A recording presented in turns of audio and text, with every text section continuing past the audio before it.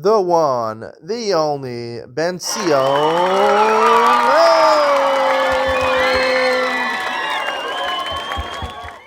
Good evening and welcome to Yeshiva YouTube. Iyun Benzion. Tonight's daf is Maseches Gittin, daf Nun Gimel, number 53. It's one of the more famous daf in Maseches Gittin. Hezek Sheino Nikar Shmei Hezek Olo Shmei Hezek.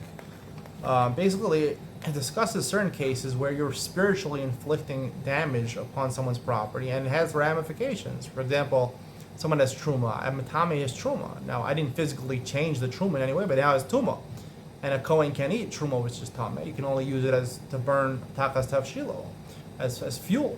Or if I have someone that's chulin and you mix truma, and he can no longer eat he can't eat a mixture of chulin and truma, unless it was 1 to 100. Unless if it's not 1 to 100 majority, you don't have 100 parts chulin to 1 part truma, so then you can't eat anything. It's called dimua, and you have to sell it to a Kohen for less money. So in these cases, you're inflicting spiritual damage through an action. You're doing an action. Right? You're matame. You're going to touch with your tame hands, or you took a corpse and your matame is truma, or you mixed truma into a school. You did an action, but there's no discernible. We can't notice the hezek. We don't notice, right? If I go ahead and break someone's car, you'll see that it's broken. That's a hezek nicker. A hezek she'en nicker is not noticeable over here. Of course, this is different, as the Gemara says, between when I just damaged someone without an action, just through having intentions, right? That's called intellectual damage. Intellectual damage is called grama, the Gemara says, which we hold you're not chayiv dinei adam. A court in this world can't enforce, but in dinei shemayim, in heavenly court, they do enforce that. So you want to do tshuva for the heavenly court, but technically, if you want to delay payment until you're older, you could technically. You never know when you're going to die, but this is a different discussion, right? So somewhere in the middle, hezek sheino nikar. So Machlos Chizkiah says midorais. It's called hezek. You damage the person. Rabbi Yochanan, we paskin like the Gemara brings a refutation to Chizkiah. We paskin, the Gemara seems to hold like Rabbi Yochanan. Hezek sheino nikar midorais. It's not called hezek. Now it's not called hezek. Why is it not called hezek?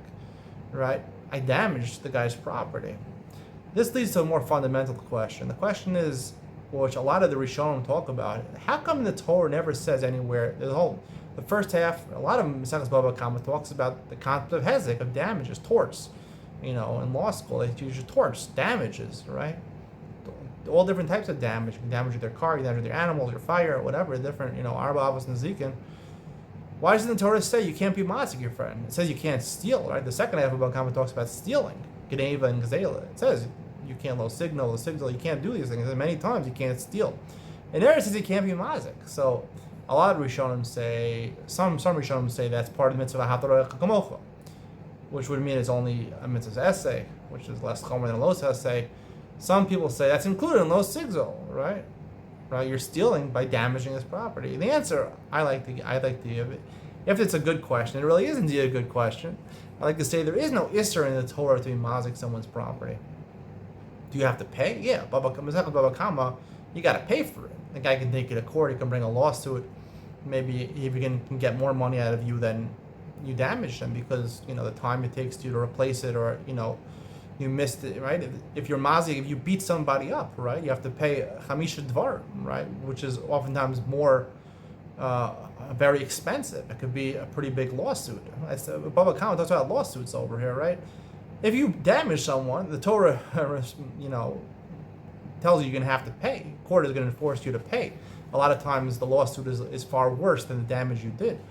But are you allowed to do that? Yes, you're allowed to do that. Why does the Torah allow you to do this? Because, this is really sort of more of a hashkafic discussion over here. But the Torah, the difference in Geneva and Gazela and Mazik is that when you go and Mazik someone, and particularly Mazik shenikar, hezek nikar, right? When I go ahead and I smash someone's car, right?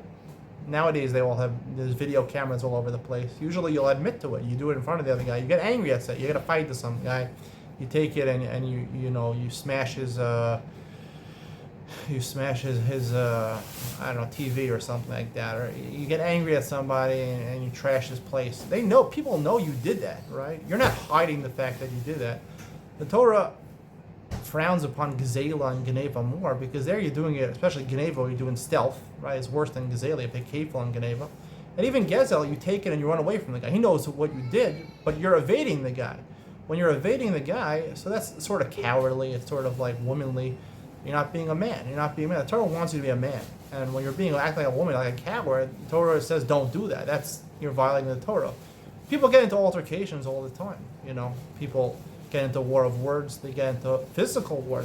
They beat each other up. People fight all the time. Damage each other's property. The Torah says that's okay. It's okay to defend yourself. It's okay to get into fights, war of words. These are okay. You're responsible to pay for these things. But this is where it gets into discussion of hezek nicker. When it's nicker, right? When it's nicker, it's discernible what you did. So then the court can enforce it. The court can make you pay. However, if it's eino nicker, right, it's not discernible over here. So the only reason you're making the guy pay, this is what gets into the discussion of the difference between replacement and restitution. The different words, different translations of the word tashlumin. Right? The Gemara often uses the word tashlumin. If you're mazik someone's property, you have to restore it. Right? There's many different words in English. There's compensation, restitution, replacement. There's different ways. But I explained in a different share, there's two main ways of understanding it. One is basically you're replacing the object that you stole or that you destroyed. And the other way is sort of like restitution. You're not exactly replacing what he had, but you're paying the guy for the pain he went through or whatever it takes to get a new object.